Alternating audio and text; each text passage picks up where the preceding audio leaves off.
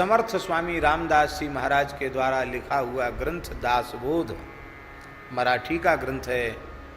उसमें लिखा है, श्री राम जय जय राम। इस विजय मंत्रोपनिषद में पठित इस विजय मंत्र का कोई साधक 13 करोड़ जप कर ले तो मैं वचन देता हूं उसे प्रत्यक्ष श्री रघुनाथ जी का दर्शन होगा। ऐसा समर्थ स्वामी जी ने कहा है। श्री राम जय जय राम एक हुई है संख्या। इस तरह से 13 करोड़ जपे। पूज्य श्री प्रेम भिक्षु जी महाराज ने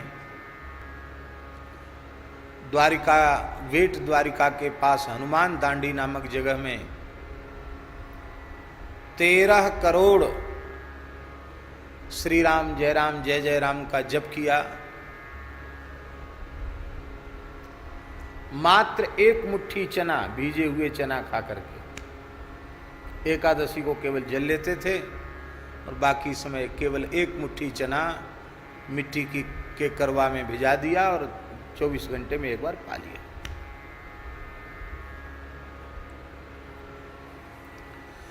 नाम जप भी करते थे, नाम लेखन भी करते थे। बोले हम तब अनुष्ठान अपना पूर्ण करके बाहर आएंगे जब 13 करोड़ नाम लिखकर भक्त लोग पहुंचा देंगे। अब 13 करोड़ जब तो बहुत ऊंची बात है, लेखन और कठिन है। उतने समय में कैसे लेखन हो? तो कुछ करोड़ की संख्या बाकी रह रही थी। 13 करोड़ में अनुमान नहीं है, पूरा स्मरण में नहीं है, शायद 3-4 करोड़ की संख्या कम रह रही थी। अब लोग बड़े चिंतित थे कि महाराज निकलेंगे नहीं, बोलेंगे नहीं। अनुष्ठान की अवधि जो थी उसके पूर्ण होने के ठीक एक दिन पहले संत वेश में साक्षात हनुमान जी पधारे और अपने करकमल से श्री राम जय जय राम के जितने करोड़ कम थे उतने करोड़ लिखकर हनुमान जी लाए और हनुमान जी ने अर्पित किए। वे हनुमान जी के हाथ से लिखे विजय मंत्र आज भी वहां विराजमान है।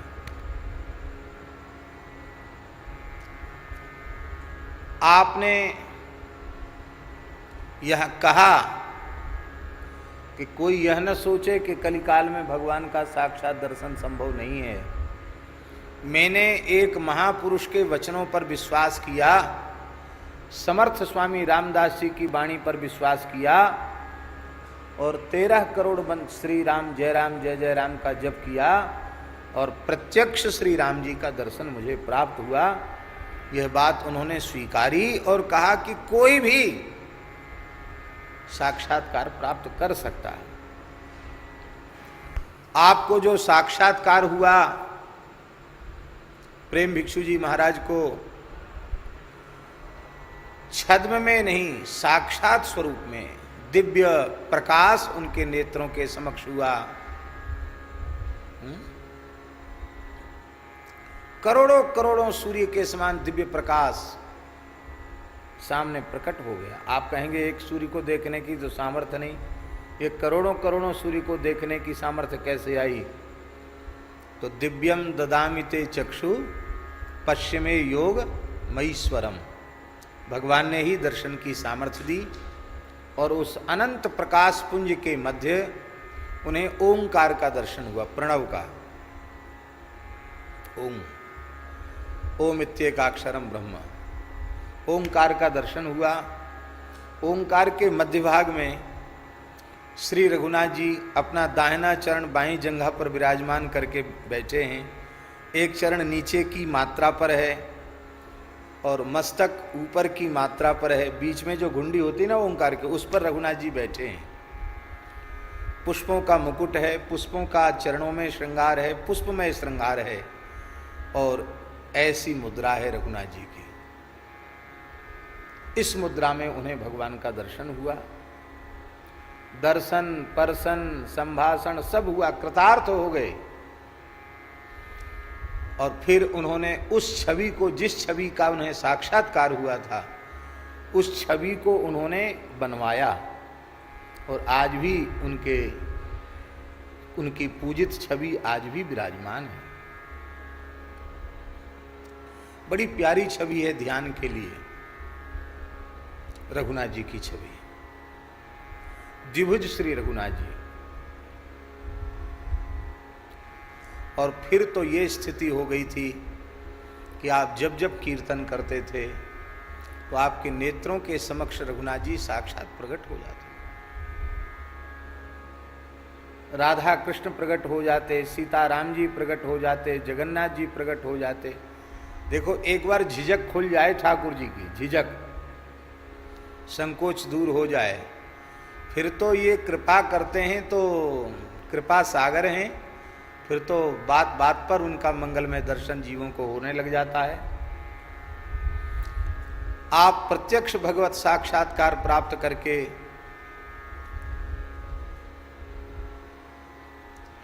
जगन्नाथपुरी पधारे, जगन्नाथ जी का दर्शन करके अत्यंत भाव विह्वल हुए और वहां कुछ समय आप जगन्नाथपुरी विराजे। प्रेम के लक्षण सदा शरीर में बने रहते थे, सात्विक भाव, अश्रु, कंप, पुलक, स्वेद आदि भाव सदा शरीर में जागृत बने रहते थे। अद्भुत प्रेम की दशाएं जो श्रीमन महाप्रभु जी के पावन चरित्र में हम लोगों को पढ़ने का, सुनने का अवसर मिलता है, श्री चैतन्य महाप्रभु, वैसी ही कुछ दशाएं आपके श्रीअंग में भक्तों ने प्रत्यक्ष प्रकट देखी। आश्चर्य न करें, हमारे वृंदावन के महान रसिक सिद्ध संत श्री वेणु विनोद कुंज वाले महाराज जी, उनके चरित्र वैभव चरित्र को जरूर पढ़ना चाहिए। महाराज, ऐसा अद्भुत भगवत विरह, भगवत प्रेम कि आप जब भगवत विरह में रुदन करते थे, गंगा मंदिर में विराजते थे वृंदावन में, ऊपर की मंजिल पर बैठकर, अशोक जी ऊपर की मंजिल पर बैठकर, सीढ़ी पर बैठकर भगवत विरह में रुदन कर रहे हैं और रोते रोते आंसू सीढ़ियों से बहकर नीचे तक आ गए। सामने गड्ढा था, गड्ढा आंसुओं से भर गया। तो इसे कल्पना न माने, प्रेम तत्व ही ऐसा विलक्षण तत्व है। हम लोगों के जीवन में प्रेम है ही कहां, भाव है ही कहां। ये बात हम इसलिए कह रहे हैं कि ये कल्पना नहीं है, अद्भुत है। अद्भुत कहें कि अद्भुताद्भुत कहें, नारद जी ने अनिर्वचनीयम प्रेम स्वरूपम जो कहा है वो यथार्थ ही है।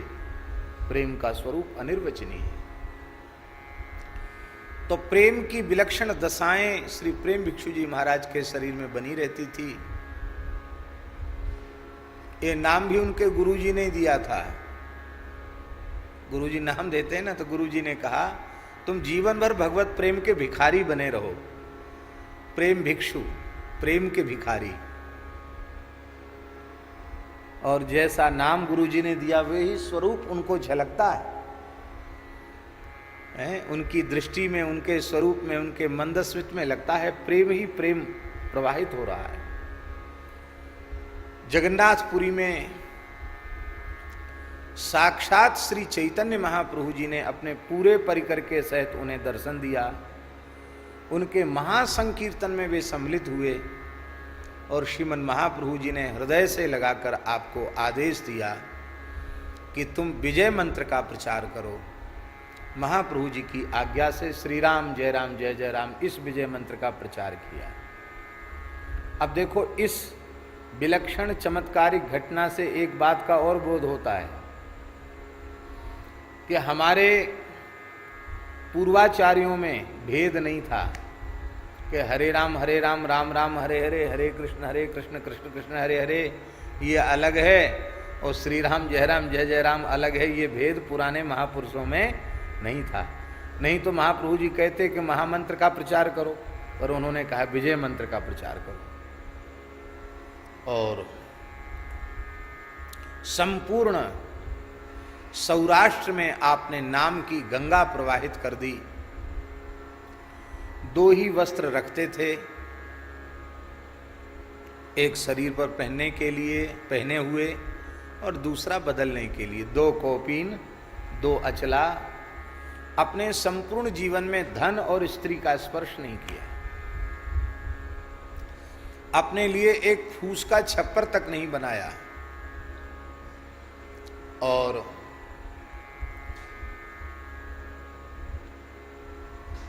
जैसे लोग चेला बनाते हैं, ऐसे कोई चेला, ऐसी कोई संस्था भी उन्होंने खड़ी नहीं की। उनका सिद्धांत था, बोले आप महापाप किसको समझते हैं? प्रेमिक जी महाराज से पूछा।